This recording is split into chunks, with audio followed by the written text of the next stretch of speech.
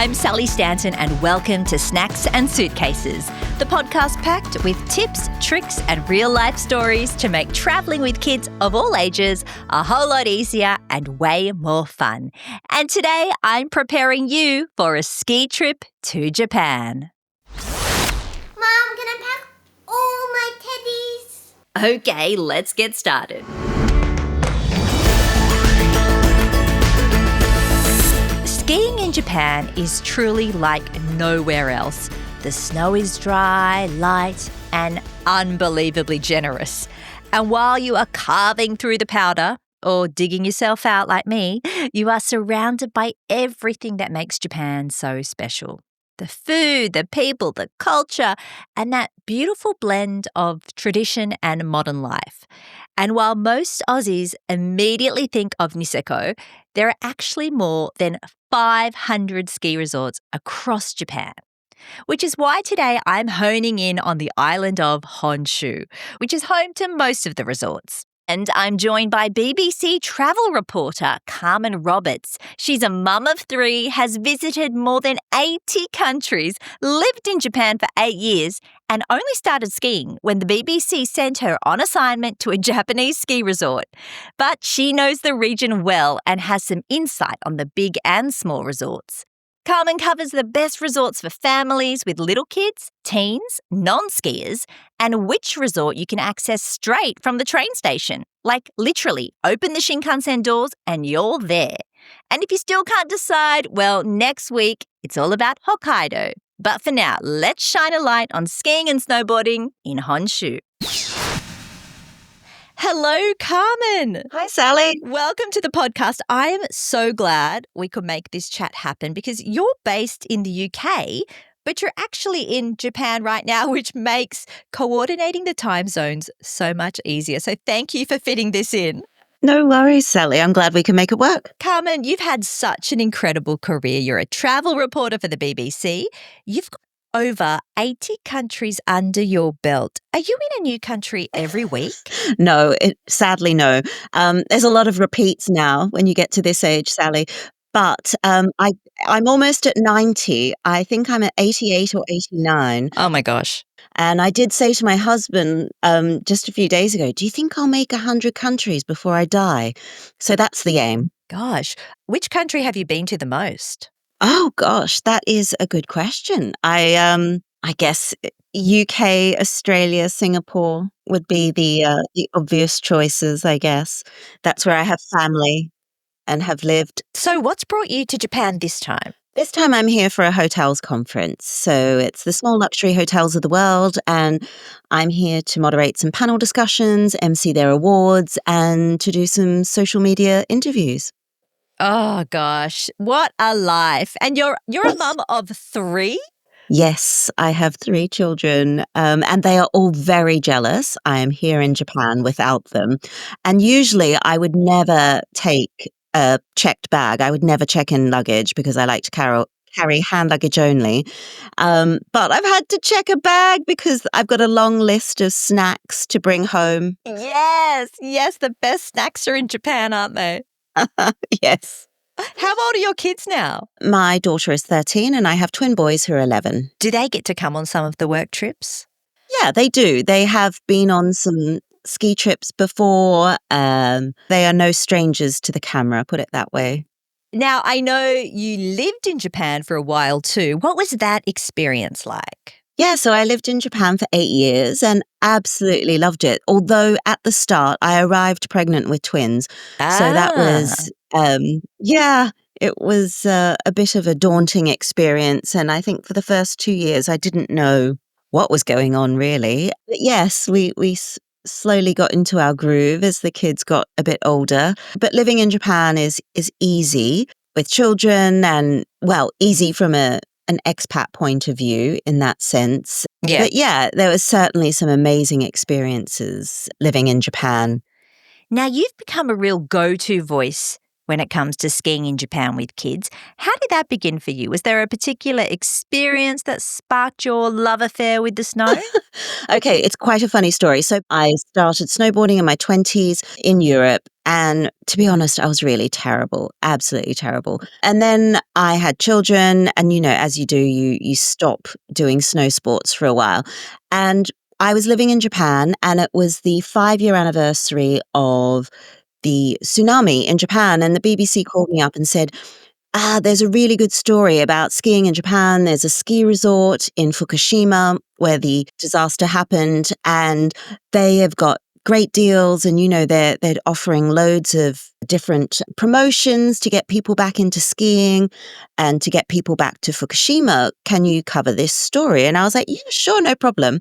And this story was happening in 2-3 weeks' time. And I hung up the phone and I thought, oh, I better learn to ski, because I didn't know how to ski then. I was a really bad snowboarder, and I just thought, right, I'm going to cut my losses and I'm going to Well learn to ski. done. And also my daughter at that stage was 3 or 4, and she was learning to ski. So I thought, right, we'll kill 2 birds with one stone.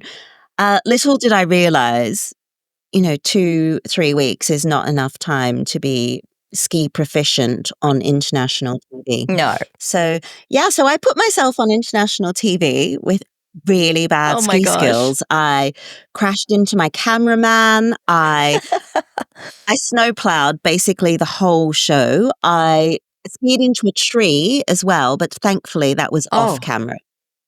Wow. Okay. But you've continued and persevered? Yes. Yeah, mainly because of the kids. So every weekend I would chase children down a slope. Well, that's great that you started in your 20s. I skied to begin with, and then I took up snowboarding when I was living at a ski resort in America. I couldn't go back to skiing after that. I was just not saying I'm really good at snowboarding. I'm not, but I just cannot. I tried to go back once or twice, but it was just too hard for me. You can't teach an old dog new tricks. Oh, no. With me anyway, not this old dog. It is more difficult to be a late life skier or snowboarder, I think. Well, to learn late in life, I think it's far more difficult. Yeah, it is, because we're more fragile, Well, I am. Yes, and I wish I'd learned when my center of gravity was much lower. That's right.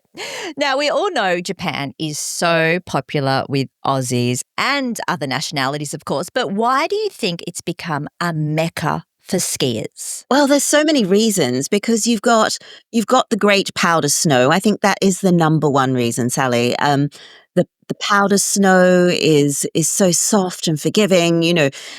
Actually, not when you fall, but you know what I mean. It's that fluffy snow that you don't really get anywhere else, and I think there's some scientific reason for that. With yeah, I believe it has something to do with the Siberian winds coming over from Russia. That's what I've heard time and time again. Yes, it just makes the snow so dry. That is it. Yeah, and everyone chases that powder snow. So that's the number one reason. But also then you've got the cultural aspect as well when you come to Japan. Japan is such a unique country. When I first arrived here, I thought, wow, this is not like anywhere else in the world. Because if you've traveled through Asia, you'll realize that they are all quite similar countries, especially Southeast Asia. But when you come to Japan, it really is so unique. It's nothing like China. And so you've got that added cultural uniqueness to that powder snow. So that combination is really is just such a fabulous combination that most people want to come here and to ski. And of course, for Aussies, it's closer than Europe. Yes, much closer. And the time zone is a lot easier. Yeah, definitely.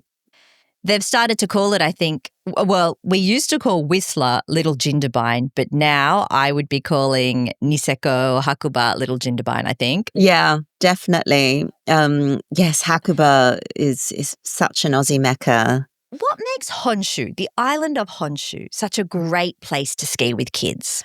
Well, this is the thing. So a lot of people think skiing in Japan and they think Niseko, and And Mm. admittedly, Niseko has the quality powder snow that everyone raves Mm. about. But Honshu resorts are also coming into their own. Like Hakuba is obviously very well known, particularly amongst the Aussies. But there are so many other smaller, lesser known resorts that fly under the radar that are so close to Tokyo. And if you are coming to Japan and you just want to try skiing, you're not coming specifically for a ski trip, it's doable. People Yeah. don't realize when I lived Yes. here, we would drop the kids at school at 8 o'clock. We would rush to Tokyo Station to get on that Shinkansen, and we'd be skiing by 11 o'clock. No And way. and that is possible. And then we'd get someone to pick up the kids in the afternoon, and I would be home by 7 or 8 o'clock at night. And you could ski the day. You could do a day trip if you saw the snow forecast, if you saw there was a good powder dump. Right, let's go. And you could do it, and it was totally doable. And that's what's so fantastic about skiing on Honshu resorts, particularly the ones closer to Tokyo that people might not know about. Now, don't get me wrong; these aren't glamorous. These are not uber luxurious resorts, but there's still fantastic skiing that you can do in a day. Oh, how amazing is that? People don't realize there's actually hundreds of ski resorts in Japan. Yes. Hundreds. There's even one on the island of Kyushu, Oh, really? which, if you're not familiar with Japan, that's right down the bottom. It gets quite warm there. It's actually where my family's from. And there's even a small ski resort there. It's tiny. Oh, okay. It's probably on par with maybe Selwyn in Australia. But there's even one there. So no matter where you are in Japan, if you need a ski fix, you'll find one. Wow. Amazing. What's one of the main mistakes you think Australians or visitors make when they want to go on a skiing holiday in Japan? So if you're a first timer, not getting enough lessons, I think. My husband was a late life skier as well, and he is a very sporty person, great hand-eye coordination. You just couldn't get the concept that skiing wasn't like that. Like, it really humbled him, I think, to realize that for any other sport, he could have a couple of lessons and be good to go. But that wasn't the case with skiing. So I think, invest in lessons. And even if you are a good skier or vaguely proficient, I think when you get to somewhere new, and particularly in somewhere like Japan, it's good just to book a lesson on the first day, even just to orientate yourself around the Oh, resort. yeah. Because often you'll be dealing with a Japanese ski map that, you'll have to translate, and it might not be as easy as you would think as some other Mm. countries. So if you can get a good ski lesson on the first day, just to orientate yourself and to be more familiar, and then that can really help, and you won't get lost, and it's good to know where the good restaurants are. That's the most important thing. Yeah, an insight with the ski instructor as well. Where's good for kids, or where's got the best food? What runs are good to go to? Where should I go early morning? Where gets crowded in the afternoons? It's Yeah. just valuable local insight, I think, is key. Kind of like a personal tour guide as well, isn't it? Well, exactly. Yeah, you could Mm. kill two birds with one stone. Now, I'm a little bit confused about the ski schools in Japan. Do you have to book with a third-party company outside of the resort?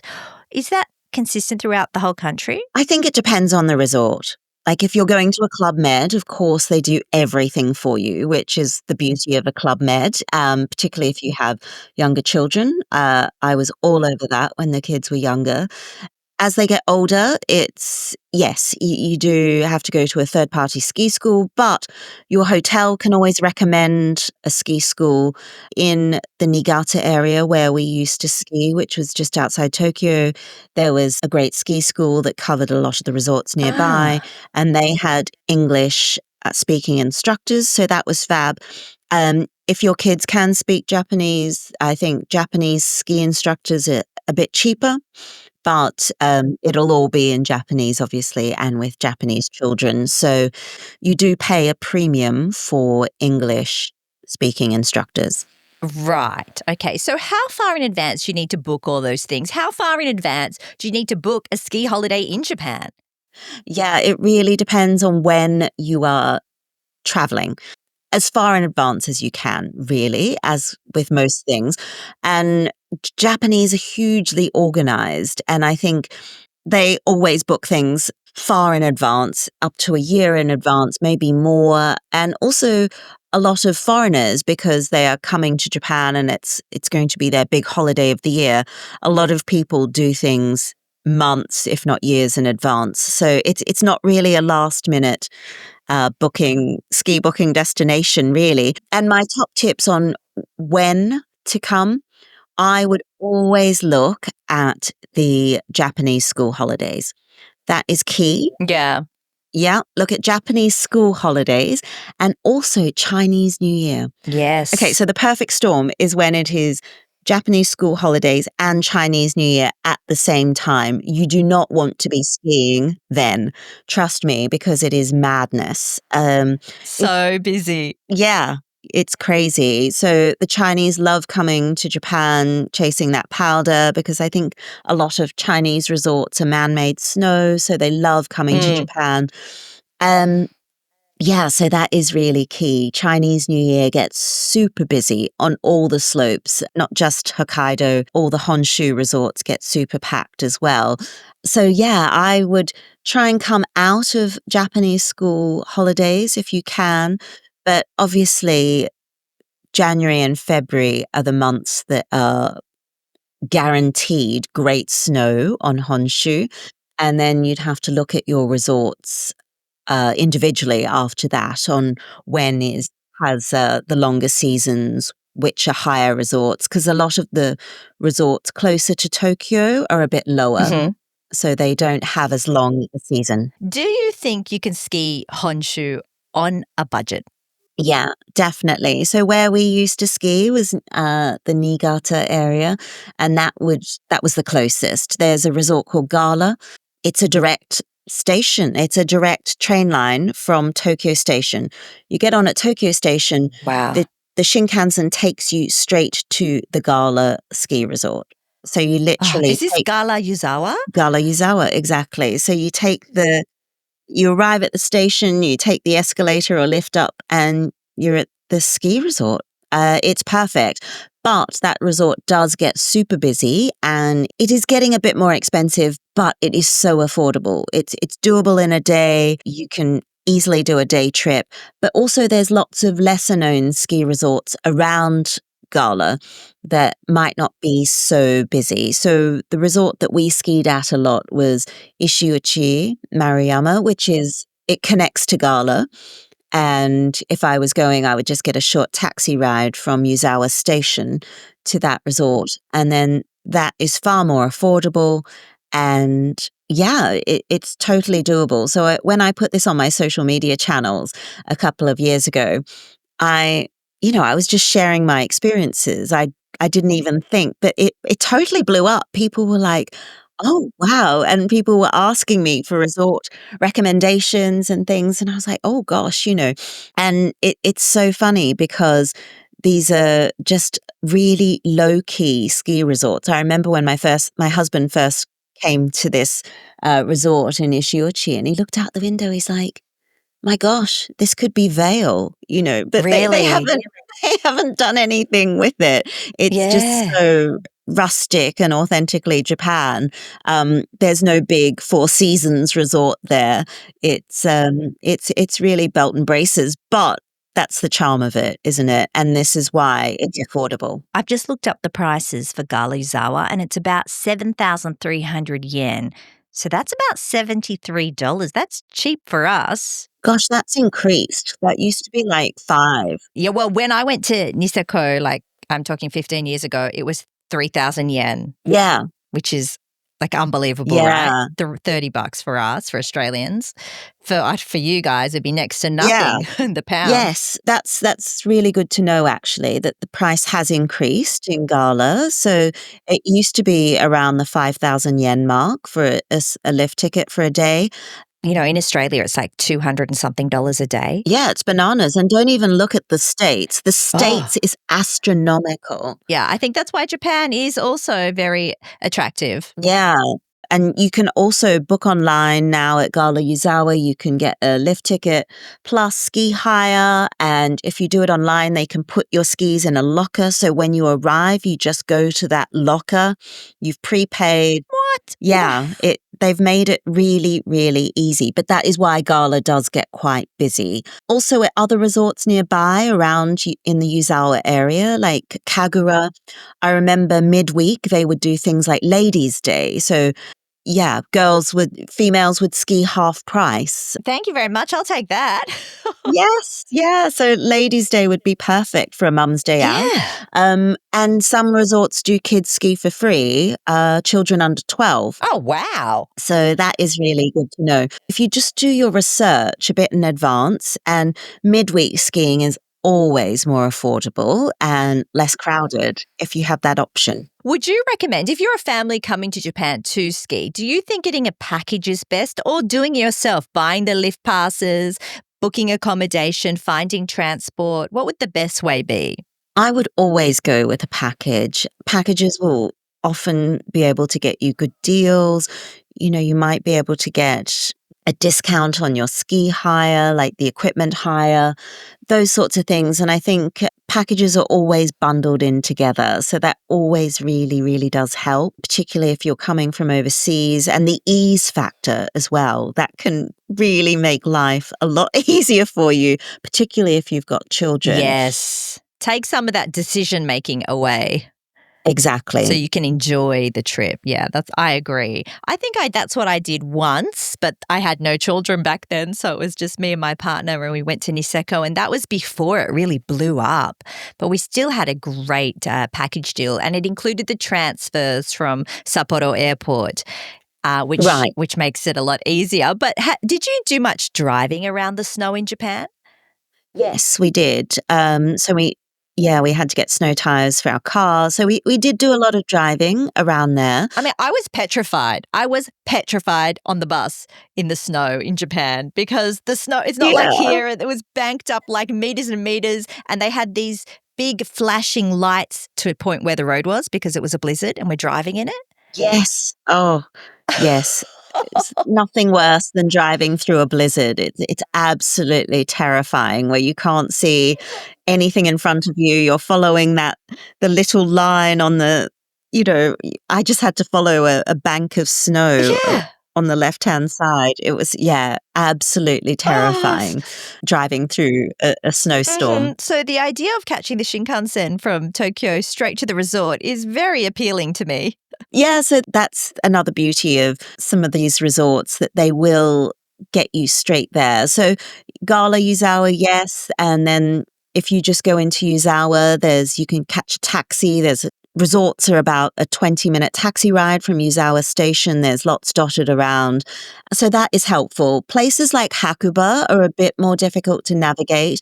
You probably do need a car, and that's a 4-hour drive from Tokyo. So it's a bit further away. Nozawa Onsen, there's also a Shinkansen or a train that will get you to Iyama Station, I think it is.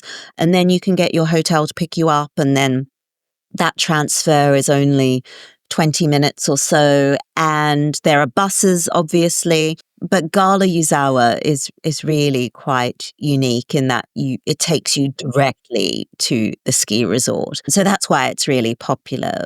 But that's the other beauty about skiing Japan. You know, you can get trains to these ski resorts, and then it's a short transfer.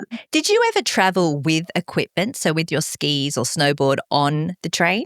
Yeah, so that is doable as well. Yeah. Particularly if you go midweek, but if you're going at the weekends when it's a bit more crowded and busy, you do need to book that in advance, and I would do that. Or the other thing that many Japanese do is takubin.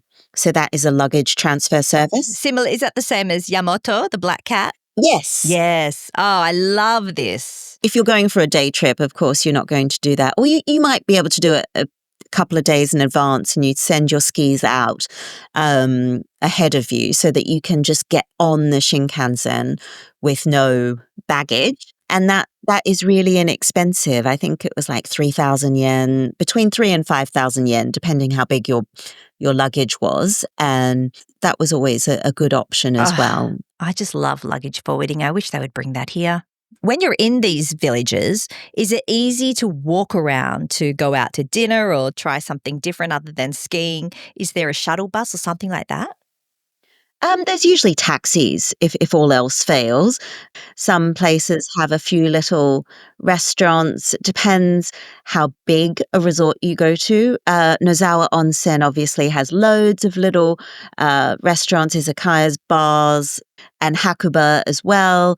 Miyoko, I think, has some good little resorts. But when you get out to some of the smaller resorts, you will probably need to get a taxi, or you would need to buy in your own food and cook in your apartment. Is that what Gala's like? Gala has some hotels nearby. They're not particularly flash. There's a couple of Airbnbs nearby as well that you could go to. But yes, certainly in Yuzawa town, there's lots of great little restaurants. There's a fab Italian restaurant at the top of Yuzawa Kogen, which we love. I'm not sure if it's open at night. It's great during the day. It's got a sister restaurant up at Iwapara, which is another 15-minute taxi ride. That's fab as well. So yeah, there are lots of little restaurants nearby, but you just need to know where to go. And sometimes in the busy season, you'd need to book in advance, but it's always accessible by taxi if you don't have a car. And taxis are not that expensive in Japan compared to Sydney anyway. I'm not sure for you since you're based in the UK, but how do you find the price of taxis? Well, I think that it's not so bad. Like, I remember when I first came to Japan back in 2004 or 2005, it was like, don't ever catch a taxi. They're so expensive. But with the yen, the prices are far more favorable now that the yen has dropped. And if you're going just short distances in the ski resort, like a 10-minute taxi ride is not going to break the bank. No, and when you've got a bunch of kids who don't want to walk after skiing all day, it's probably the best option. Yeah, exactly. Do you have any packing tips for parents traveling with kids to the ski resorts? Because that's a lot of bulky gear you've got to squeeze into your suitcases. Yeah, that is so true. I think the ultimate hack is to send your luggage ahead of time so you don't have to carry it all. But it's just layers. I find layers are so important for kids. So if you have that wool thermal base layer, that is key. And then that mid layer can be anything really, from just a generic fleece. It doesn't have to be ski specific. And as long as you've got a waterproof outer shell, then I think you're set. So depending on how cold it is, Honshu resorts will not get as cold as Hokkaido. So you're very rarely getting below, -5, I guess, at the peak winter. We really didn't. Oh, really? Yeah, we really didn't get much colder than that. Whereas in Hokkaido, you're dealing with a lot colder temperatures, and that can often be not so fun for kids. Kids are miserable when it's super cold, and then they don't last as long. The funny thing is, I notice on a lot of Facebook groups asking, are Uniqlo thermals going to be warm enough for my kids in Japan? Will Uniqlo be enough? What do you think? So Uniqlo do an extra warm heat tech base layer. I think that's perfect. My kids did that. And I think if you have the layers, if you've got the mid-layer fleece that adds that extra warmth, yeah, they were good enough for my kids. But we only skied Honshu when they were young, so that made it doable. I think if you're going up to Hokkaido, then you need serious ski gear. Yeah, maybe some icebreaker thermals. Yeah. But Uniqlo, I think that was perfectly acceptable for my kids. It was warm enough for me as well. And I feel the cold a lot, yeah. Now, what's something Japanese ski resorts do differently to Australian resorts or any other place, really? Is there something that makes it uniquely Japanese? Yeah, definitely. It's the onsen. So Mm. in Japanese ski resorts, that is their après ski. It's the onsen. You head to the onsen after skiing. That's how they unwind. So instead of hitting the bars and going crazy, that is the go-to for most Japanese after a hard day of skiing. And it's fab. Sure is. Yeah, I love a good onsen, and if there's an onsen with an outdoor pool, that is wonderful as well because there's nothing better than sitting in an outdoor pool surrounded by snow-covered trees. But the shared onsen with children is an experience. So you really have to educate your children on the etiquette. It was always difficult with my boys because they were so young. All they wanted to do was just bomb dive into these onsen into the pools, which is not kosher in Japan at all. No. And so you would go to a family onsen where it's privately booked for you and your family? No, we would go to the regular onsen. So I think for if you have boys, I think under 7, it's acceptable to go to the female onsen. But as they started to get towards 7, they wouldn't want to go. I would have to send them with my husband, and my husband would hate having to take my boys to the onsen because they were so badly behaved. Um, Oh my goodness. so you really have to educate your kids or go during a quieter time. So we would try and go before everyone got off the slopes, so that the kids could run wild. So, Carmen, besides hitting the slopes and relaxing in an onsen, what other activities or experiences would you recommend people try during a Japanese ski holiday, especially around Honshu? Yeah, the obvious one is the snow monkeys. Yes. That's on everyone's bucket list, including mine. I haven't actually done that. I need to go. We never got around to it. And then, I want to go in the height of snow. I want a lot of snow because I'd heard that if you go when there's not much snow, it doesn't look picturesque or aesthetic. Yes. Yeah, and Yes. also my children were quite young at that stage, so I was waiting for them to get a bit older so they could do the walk to get to the snow monkeys without too much complaining. So yeah, the stars never aligned for us to do that. So that's really on my bucket list. But there's lots of festivals around the ski season time, around the winter. There's a fire festival. There's also a fireworks festival, especially around New Year's. So there's usually lots going on. Night skiing as well, which is quite fun. Yeah. So Yeah, I love night skiing in Japan. yes. It's actually not that cold, is it? Something about the air is very dry, so it doesn't feel as cold as sometimes the days can be. Yes, and it's much quieter. Yes, that's a bonus. Speaking of the monkeys again, where are they exactly? They're near Hakuba. Mm. Hakuba is the easiest, I think, to get to the snow monkeys. But there's lots of tour companies that will pick you up from Nagano Station and take you to the snow monkeys. And that makes it a little bit easier, particularly if you have children. And did you say it's a bit of a trek once you actually get there out to the Yes. monkeys? So I've heard there's a bit of a walk to get there from the car park. Yeah, and I think it's a 20-minute, half-hour walk. I don't want to, it's a little bit of a walk, but I just didn't want to do it when my kids were super young, like 3, 4, 5. I just thought they needed to be a bit older, maybe 6 or 7 years old, just so to limit the complaining. Yeah, don't worry, I hear you there. Or having to carry them in Yeah. in an ergo or something like that. Yes. Oh, well, you'll have to go back. You'll have to go to Nagano again. Yes, exactly. There are no snow monkeys in Hokkaido, so that is definitely unique to Honshu ski resorts. Unless, of course, you want to go to the botanical gardens in Hakodate. Is there anywhere else nearby you recommend? Tateyama Kurobe alpine route. Have you seen that? No, I have not. Look it up. Tateyama Kurobe alpine route.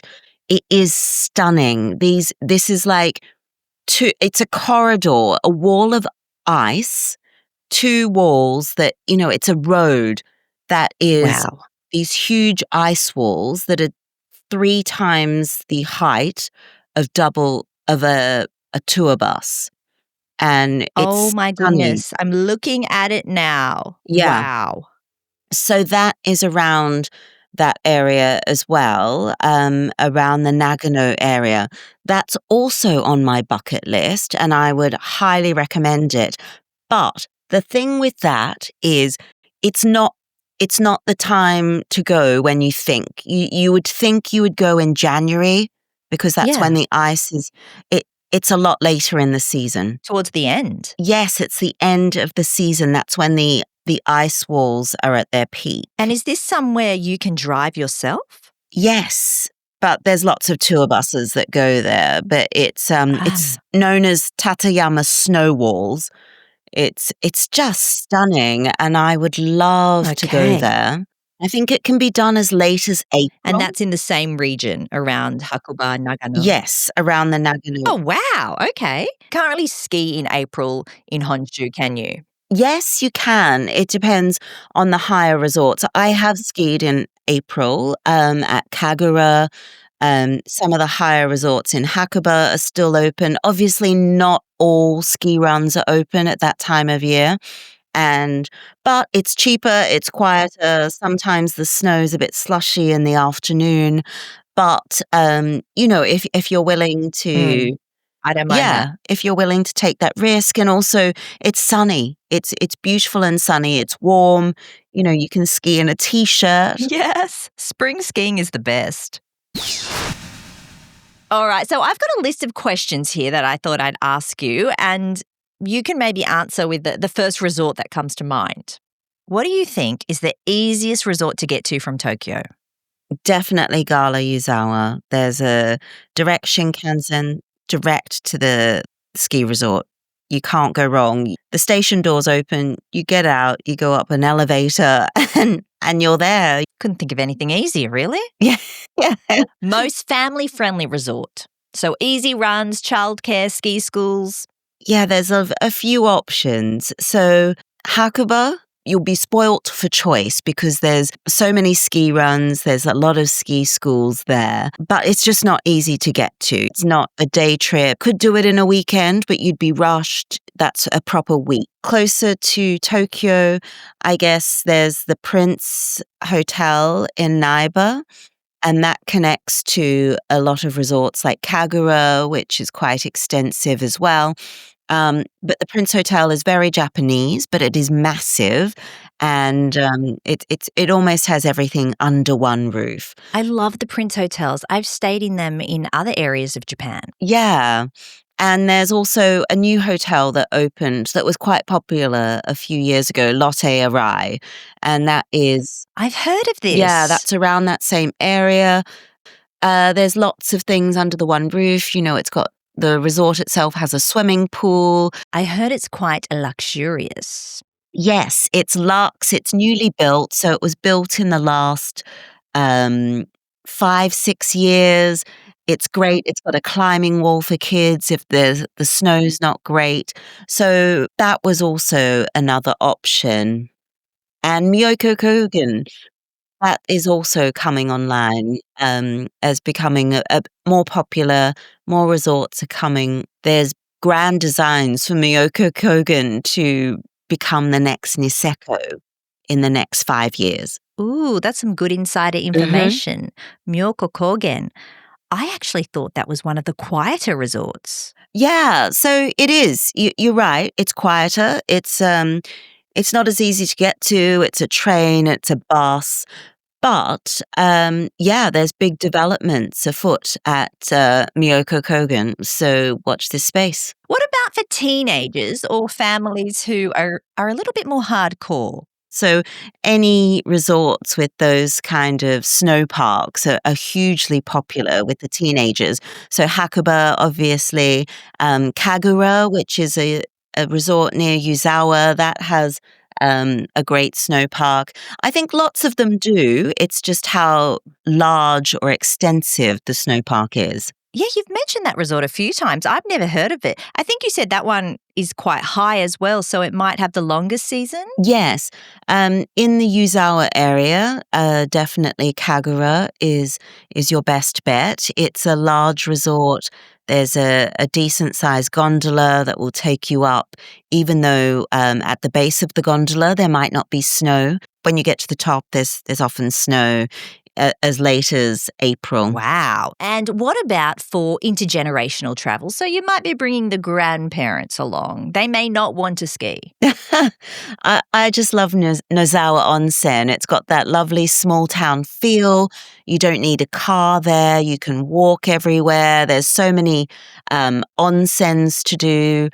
You can have the onsen. Are the onsens free? Some are free, and And they're just in the town. they are dotted all around the town, and you can get a onsen passport that you get stamped so that you can say you've been to I think there's like 19 onsens, I can't remember. And the onsens really vary in Nozawa Onsen. You can have some that fit maybe 10 people, and then you have the larger ones that are paid that have multiple pools. Oh, how beautiful. Yeah, and there's a lovely cafe scene. There's yoga studios there. It's a really lovely vibe. Well, that one sounds like it's the best for off snow activities as well. Yeah. I really like it because it's just cute and small and self-contained. Now, for luxurious, you said Lotte Arai. Is that how you say it? Yeah. That one sounds like it could be the most lush. What about the most affordable option?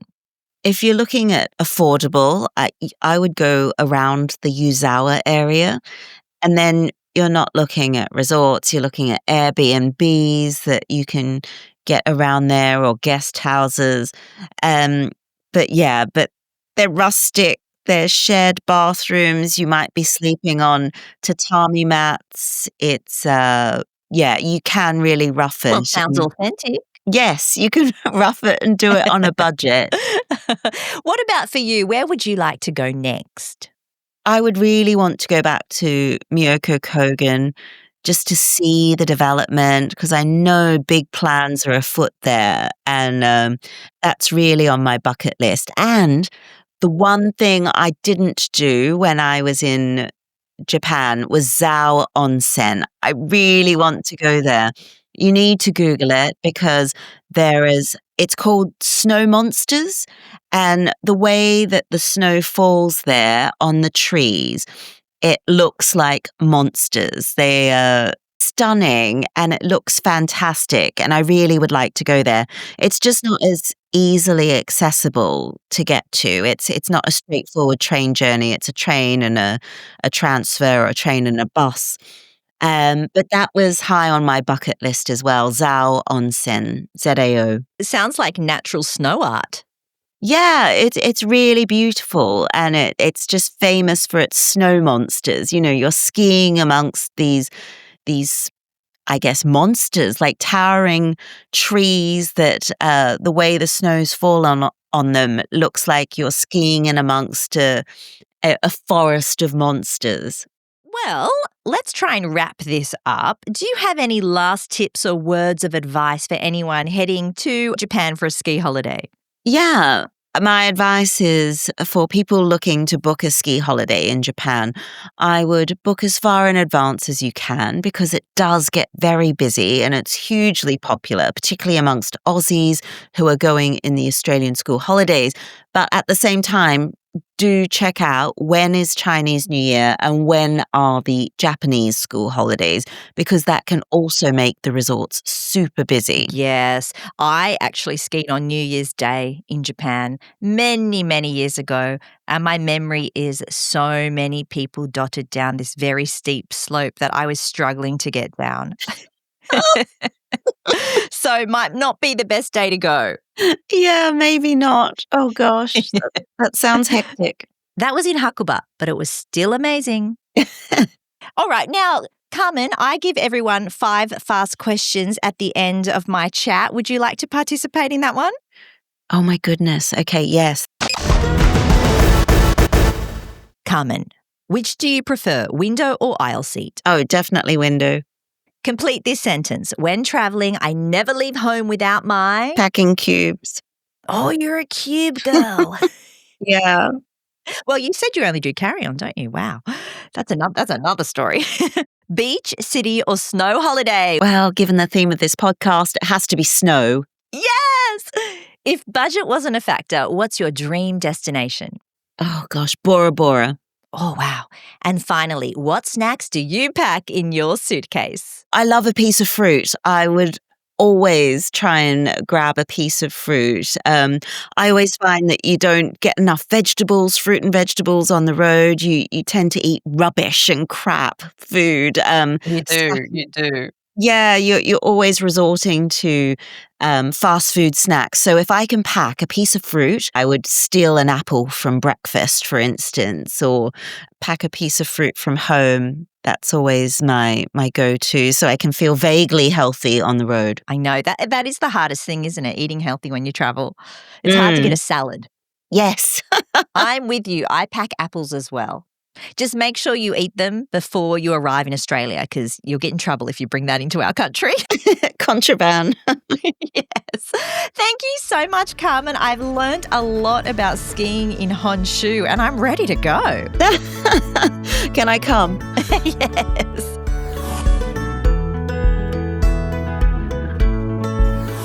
So, can you decide where to ski now? Because I think I just made it harder for myself. The idea of hopping on the Shinkansen straight to the slopes with all your gear waiting in a locker, oh, that's pretty good. Japan really does make travelling ridiculously easy. Myoko Kogen is also high on my list now before it blows up, and Nozawa Onsen looks like something out of a snowy storybook with its little onsens dotted around the village. If you want to dive deeper into any of the resorts Carmen mentioned, including Gala, head to her Instagram at CarmenRoberts_travels. She is constantly travelling and sharing brilliant tips, not just ski advice. And next week, Christy Hampton is back to chat all things Niseko. So if a Japan snow holiday is on your radar, this is the perfect time to start planning. Thanks for listening. All the resorts we mentioned are in the show notes. And if you liked this episode, share it with a friend, leave a review and subscribe to Snacks and Suitcases. Until next time, happy travels. And don't forget the snacks.